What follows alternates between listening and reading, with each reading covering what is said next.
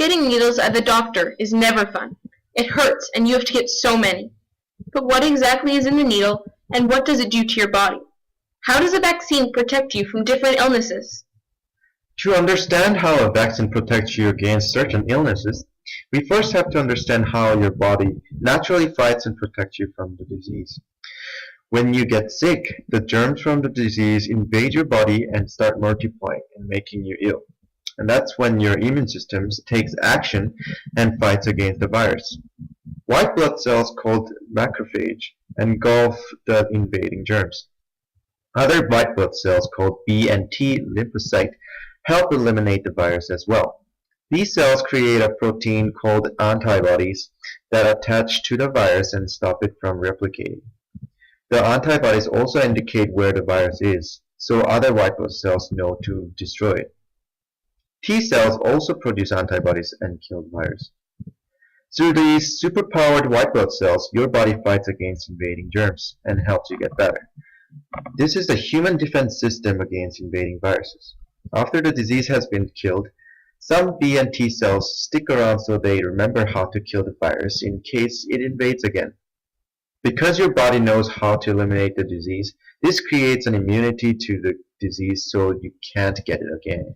Inside a vaccine is a trace of a disease called an antigen. The antigen in the needle is either dead or very weak, so it won't make you sick. Your body fights against the disease the same way it would against a live strain of the virus. When the vaccine is injected, it imitates the disease, so your body recognizes it as an invading germ. The vaccine, however, doesn't make you sick.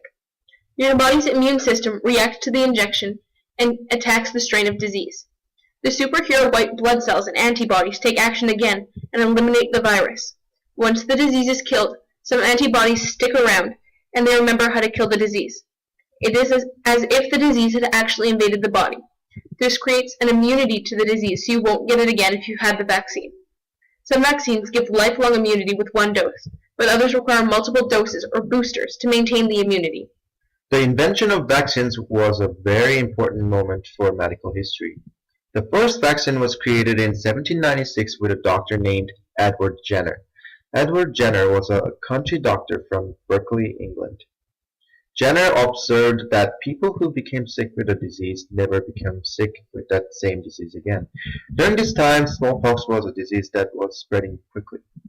Jenner overheard a milkmaid saying that because she had had cowpox, she would never had smallpox. Jenner tested this. He collected a sample of pus from a cowpox lesion on a milkmaid's hand. Then he injected the sample into a young boy. A few days later, Jenner injected a sample of smallpox into the boy and he was not affected by the disease. And this experiment showed how the boy had been built up an immunity to smallpox through the injection of cowpox. And this was the first immunization. And today there are vaccines for polio, influenza, tuberculosis, smallpox, and many other diseases. Vaccines do not always guarantee immunity, however. Sometimes the vaccine won't make someone immune to the disease.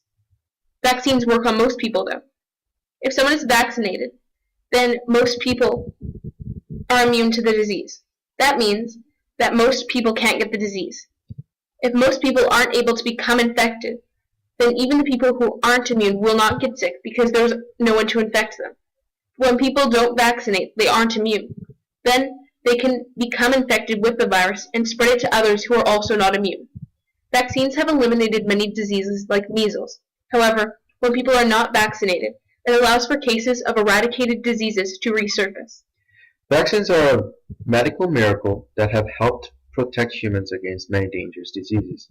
They trigger an immune response from the body and producing antibodies. These antibodies learn and remember how to kill the virus, and this develops an immunity to the disease.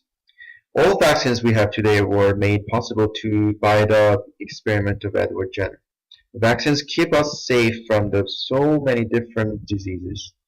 And in the future, we might have vaccines for every disease. And maybe one day vaccines will lead to the complete eradication of diseases in the world. Created using Powtoon.